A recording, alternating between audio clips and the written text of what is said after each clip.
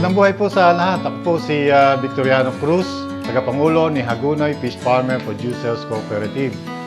Ang ating pong kooperatiba ay nag-iisang kooperatiba ng mga namamalaisdaan at mangingisda dito sa Hagonoy.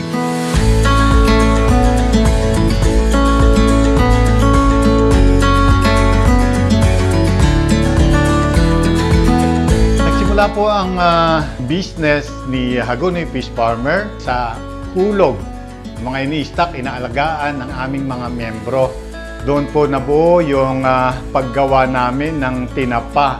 Nagdaan ng mga panahon, natuto na kami na training na binibigay sa amin ni DTI CAR na improve. Nagkaroon ng magandang produkto si Hagonoy, lalo na sa debone tinapa. Talagang debone. Hindi ito nakaseal dati. Pero sa tulong din ni DTI CAR, binigyan si Co-op ng vacuum sealer, pati po yung label namin. Maganda ng tingnan ang produkto ni Hagonoy Fish Farmer.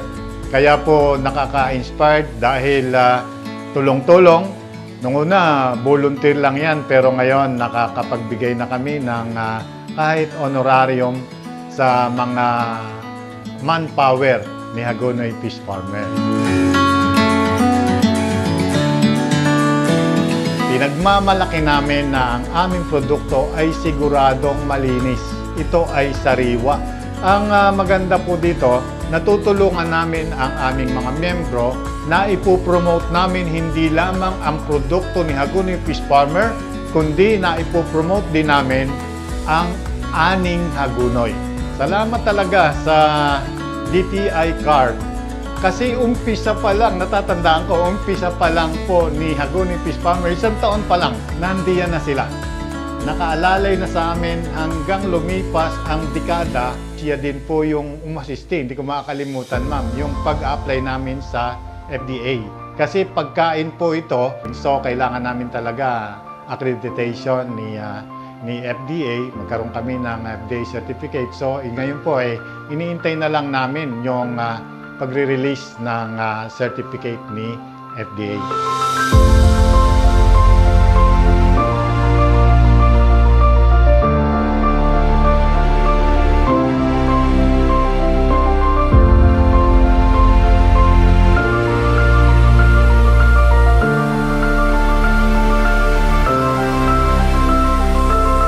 Ang hindi ko makalimutan sa aming kooperatiba ay yung during pandemic.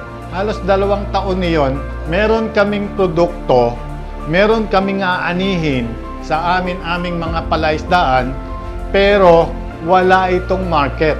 Dahil sarado lahat ng boundaries ng bawat bayan, nahirapan si Hagonoy Fish Farmer na tulungan yung kanilang miyembro. Pero alam po ba ninyo yung ginawa namin? Tinuloy-tuloy ni Hagonoy Fish Farmer ang pagpoproseso ng tinapa, lahat na yan. Dahil binigyan naman kami ng quarantine pass, basta pagkain, yung challenges na yan na nalagpasan ko, nakapag-create pa kami ng hanap buhay. Nire-resale ng kahit na hindi namin membro, pero una naming sinabihan yung aming membro na tangkilikin natin yung ating mga produkto. Nalagpasan na namin, after 2 years, eto na kami.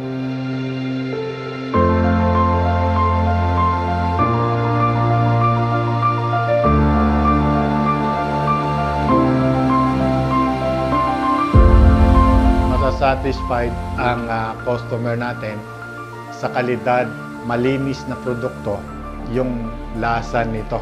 Ngayon, nakaisip din kami, hindi kumakain ng isda yung mga anak sa pamamagitan ng lumpia na naging longganisa.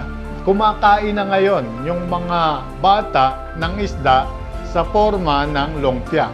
Alam po ninyo, nakikita naman yung produktong ito ay hindi naman pang ating bansa lang. Hopefully 2 years or 3 years from now ay makapagpadala na kami, makapag-export na kami ng produktong Hagonoy Fish Farmer sa ibang bansa.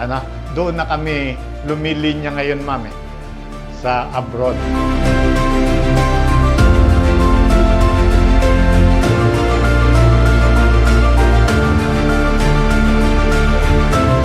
nagbigay si DTI Carp sa amin ng mga assistance eh.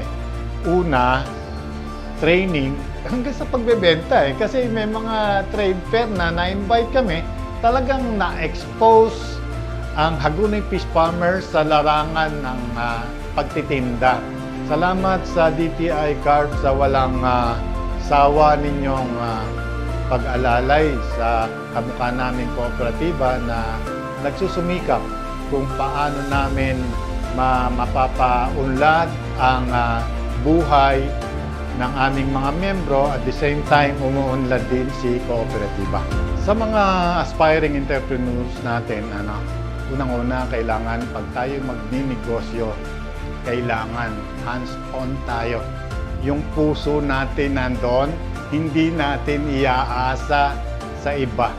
Pagka yung puso mo ay wala sa business o negosyo na gusto mong maging, hindi mo makikita ang kitang-kita.